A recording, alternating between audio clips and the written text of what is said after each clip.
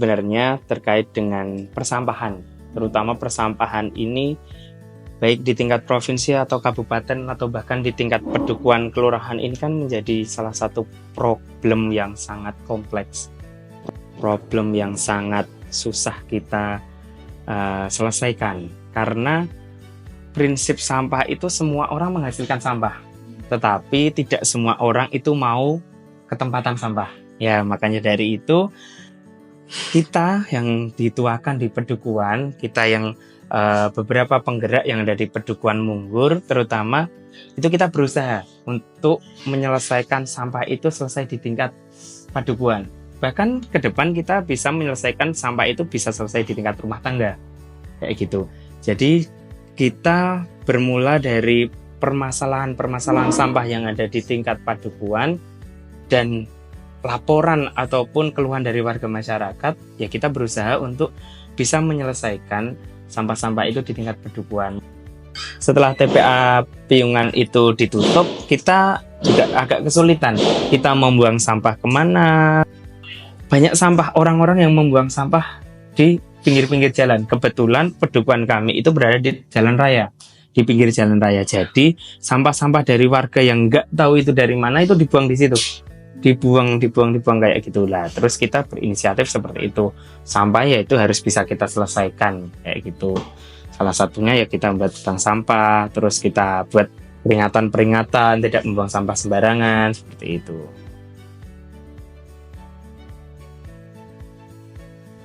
Awalnya gimana cara untuk menggerakkan programnya gitu, kayak siapa aja yang terlibat gitu, seperti apa?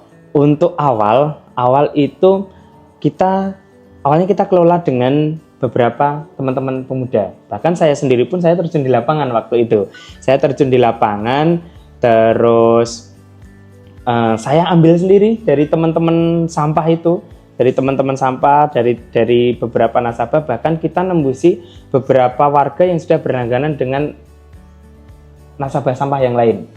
Ya, jadi beberapa pengelola sampah yang ada di Sri Martani itu kemarin yang warga Munggur kita minta kita kelola sendiri Pak, kayak gitu, kita selesaikan di tingkat pedukuhan. Nah, seperti itu. Terus sambil berjalannya waktu, kita awalnya kita hanya sistemnya gotong royong, kerja bakti seperti itu. Tapi karena alhamdulillah sampai dengan hari ini kita sudah ada pendapatan, kita ada pegawai. Ya, kita ada pegawai sejumlah 3 pegawai. Kayak gitu. Jadi dengan awal yang lumayan berat juga, lumayan berat, saya pun terjun di lapangan, saya ngambil sampah basah, kering itu semua kita sendirikan. Teman-teman pemuda kalau 2 minggu sekali yang sampah kering-kering itu kita pilah, kita jual, uangnya masuk ke kas, buat kita pengembangan seperti itu.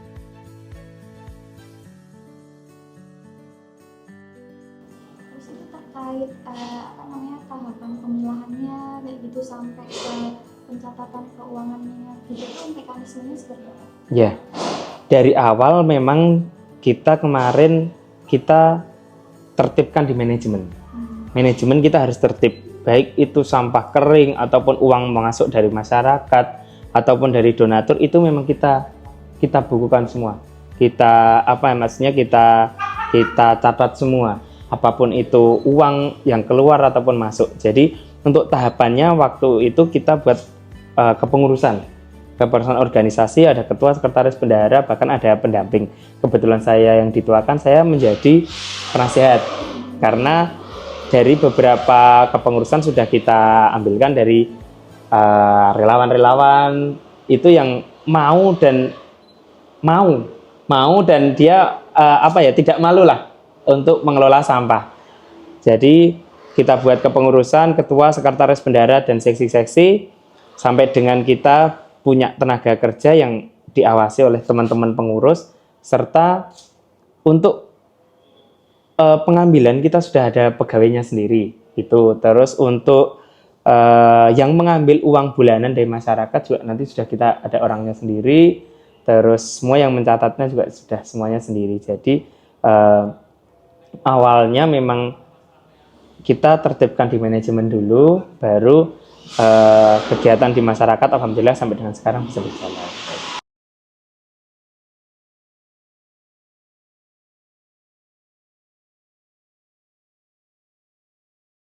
untuk awalnya itu respon dari masyarakat tuh apakah agak sedikit kesulitan untuk mengajar atau sempat ada penolakan mungkin gitu? Iya. Uh, karena waktu itu sampah belum menjadi problem maksudnya waktu awal kita berdiri aja sudah menjadi problem, tapi bukan problem yang terlalu besar ya. Sampah itu beberapa warga itu juga pesimis. Apa ya iso mlaku, sedangkan tantangan kita ya salah satunya itu. Gimana caranya kita harus bisa jalan, kita harus bisa terus kita mengelola sampah, karena kalau dikelola dengan baik, memang hasil sampah itu lumayan cukup besar. Baik itu dari sampah basah ataupun sampah kering ataupun sampah yang bisa kita daur ulang lagi. Kayak gitu. Jadi awalnya memang di masyarakat agak ada beberapa masyarakat yang pesimis, menggampangkan apa yuk bisa jalan. Tapi ya dengan ketekatan kita, dengan beberapa semangat teman-teman dari pengurusan, alhamdulillah sampai dengan hari ini kurang lebih di 7 tahunan kita sudah bisa jalan. Iya, seperti itu.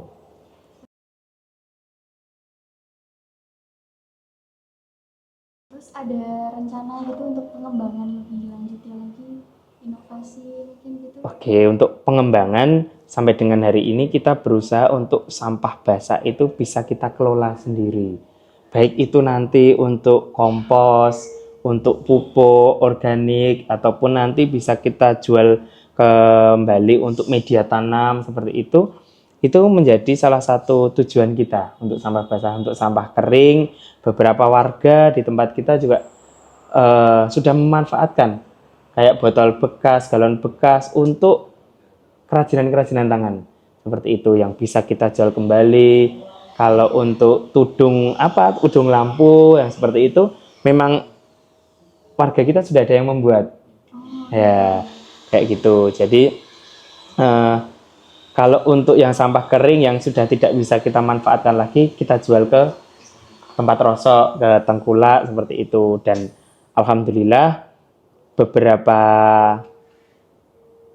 tengkulak atau itu sudah ngambil di tempat kita. Jadi kita tidak perlu nganter kemana seperti itu. Jadi beberapa tengkulak sudah ngambil, sudah kita jadwal juga ini bulan ini karena kita mau mengumpulkan, kita mau menjual kalau seminggu sekali ya belum terlalu banyak untuk sampah kering.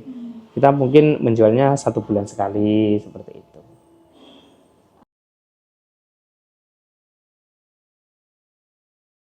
Terus misalkan dari masyarakat gitu, apakah dari program sampah ini tuh juga bermanfaat untuk masyarakatnya sendiri?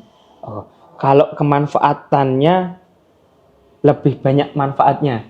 Nah, sangat banyak. Menurut saya juga sangat banyak karena warga itu terbantu sekali untuk persampahan, sedangkan biaya di kita itu sangat rendah, sangat murah dibandingkan dengan beberapa pengelola sampah yang lain.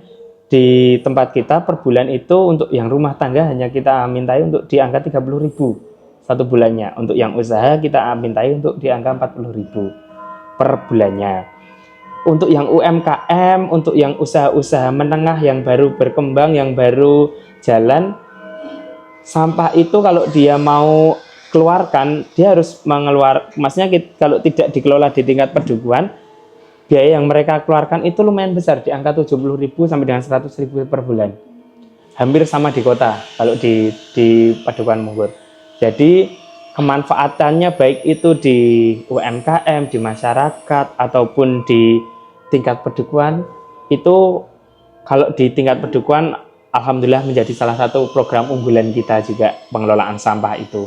Jadi untuk yang di tingkat perdukuhan itu program unggulan, yang di tingkat rumah tangga itu bisa warga itu tidak kesusahan untuk membuang. Jadi kita mengurangi mengurangi warga yang membuang sampah sembarangan, dan kita ikut mensukseskan program Bupati Bantul yaitu 2025 Bantul bersih sampah. Nah, seperti itu. Kalaupun di tingkat UMKM yang membuat kerajinan-kerajinan itu ya mereka sangat terbantu karena bahan-bahan yang mereka butuhkan untuk membuat kerajinan tidak perlu mereka beli. Jadi kita sedekahkan dari situ, nanti kita bagi hasil, mereka bisa menjual. Contoh, mereka itu kita kasih bahannya, mereka membuat, nanti hasilnya kita 25%-nya seperti itu. Jadi kita untung dan warga masyarakat yang membuat kerajinan itu juga untung, alhamdulillah seperti itu. Pemasarannya juga lumayan jauh, terutama untuk kalau ada kunjungan-kunjungan baik di kelurahan atau di tingkat pedukuhan seperti itu.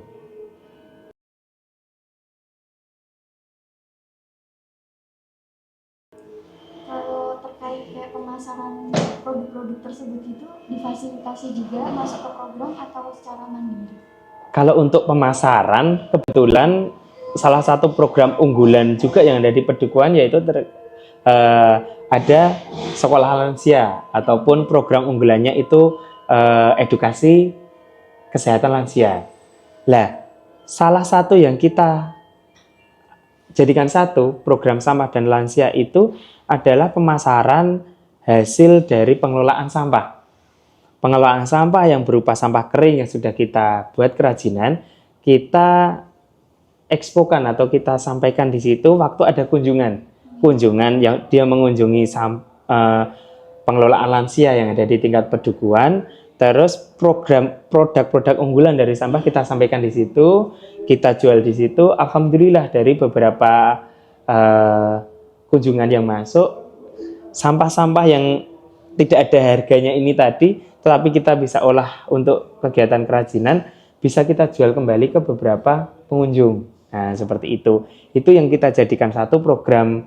Jadi program sampah dan program sekolah lansia bisa kita jadikan satu seperti itu. Jadi di sini terbuka ya buat kunjungan. kita sangat terbuka. Bahkan sebelum COVID itu kita bisa menerima seminggu, ataupun seminggu itu bisa 2 kali dari luar Jawa. Itu sangat sering, dari Kalimantan, Sulawesi, itu kita sangat sering kunjungan-kunjungan atau studi banding, studi tiru seperti itu, pengelolaan lansia, terutama dari dinas-dinas. Kita juga bekerja sama dengan dinas, baik dari BKKBN ataupun dari dinas sosial yang menangani lansia seperti itu.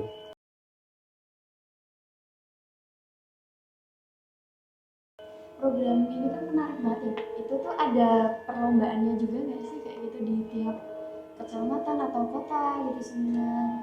Siapa tahu kan bisa memotivasi yang lainnya juga. Betul, iya. Kalau dari 2 program unggulan yang sudah kita punyai di Padukuhan, salah satu programnya itu sampah dan lansia, itu memang sudah kita ikutkan terus untuk kegiatan-kegiatan perlombaan ataupun penunjukan dari kedinasan, kita selalu ikuti. Yang persampahan itu sudah kita pernah ikut lomba kebersihan atau lomba pengelolaan sampah tingkat kabupaten, itu kita pernah ikuti. Yang kedua, untuk program lansia yang kita jadikan satu kegiatannya itu dengan persampahan, yang kita kerjasamakan dengan persampahan itu tadi, itu juga sudah kita ikutkan. Bahkan kegiatan edukasi lansia atau bina keluarga lansia itu tadi sudah kita dapatkan prestasi yang lumayan membanggakan, yaitu juara 2 tingkat nasional seperti itu. Jadi bina keluarga lansia yang ada di Pedukuhan Munggur itu menjadi program unggulan dan sudah diakui di tingkat nasional, yaitu waktu itu mengikuti program kegiatan bina keluarga lansia tingkat nasional, dan alhamdulillah kita mendapat peringkat kedua seperti itu. Oh ya Pak,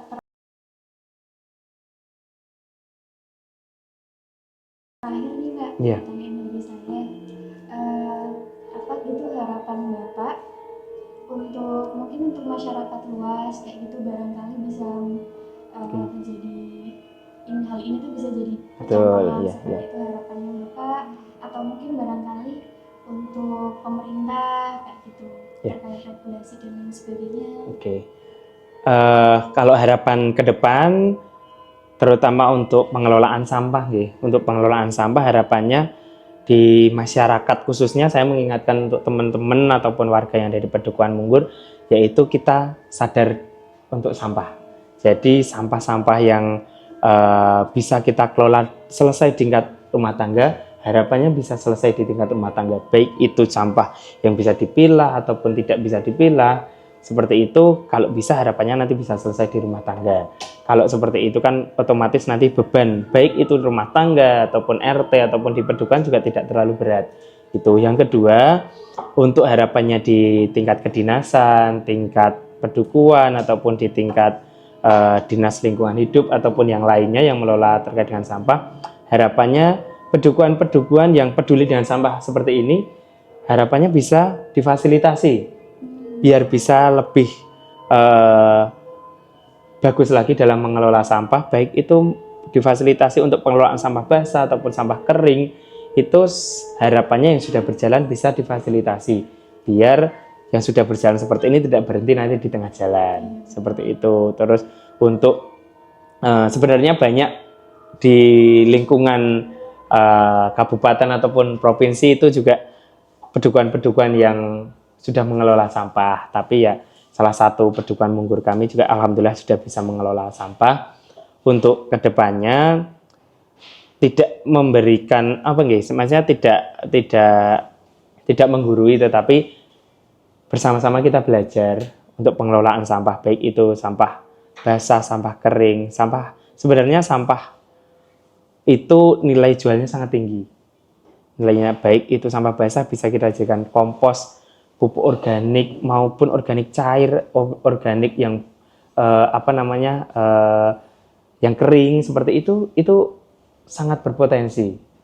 Dan alhamdulillah kita juga bisa melaksanakan seperti itu. Untuk sampah kering bisa kita jual lagi, bisa kita pilah lagi, bisa kita jadikan